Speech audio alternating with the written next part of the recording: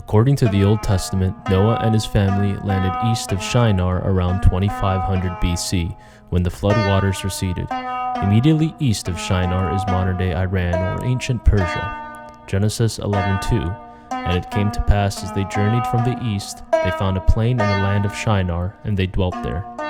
Nimrod, who was a mighty hunter that faced the Lord, led the descendants of Ham, Shem, and Japheth out of the east to create Babel in 2100 BC. Genesis 11:4.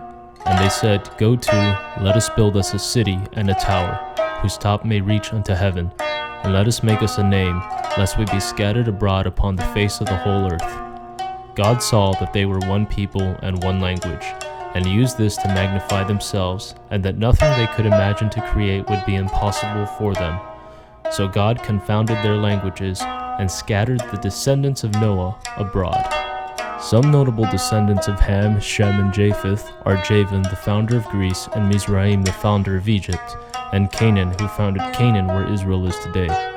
After Babel, Nimrod built more cities to expand his kingdom, Erech, Akkad, and Calneh, while Ashur, the second son of Shem, built Nineveh, Calah, Rezin, and Rehoboth, which are some of the oldest ancient cities in the world.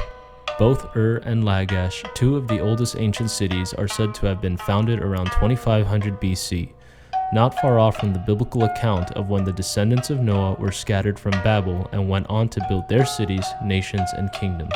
Based on the biblical account, evidence of civilizations before Babel must have been antediluvian ruins, or current dating methods are inaccurate, and Nimrod is the founder of the Sumerian civilization of which Abraham came out from in Ur.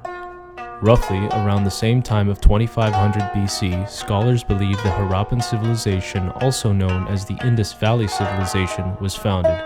Genetic testing of human remains who once dwelt in the Indus Valley have shown to be primarily of the same genetic composition of those who dwelt in Iran or Southeast Asia.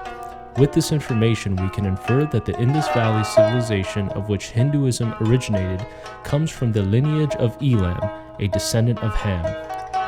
Furthermore, archaeological remains and records show that the Harappans had seafaring trade with the Sumerians by sailing to Ur and Lagash, where they traded lapis lazuli and other commodities that made them rich.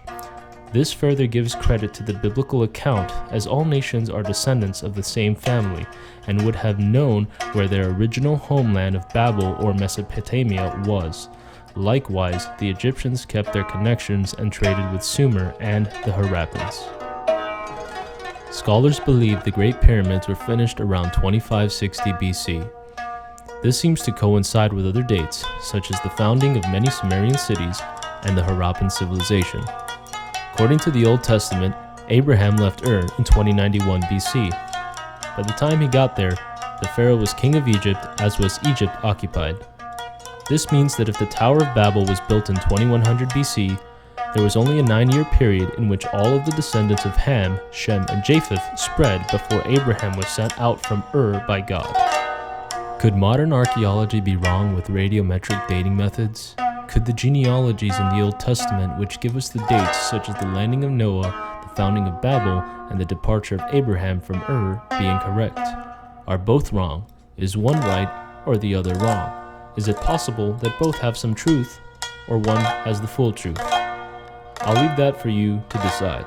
I personally believe that the account of the Old Testament is the true testimony of how the nations of the world came to be after the flood.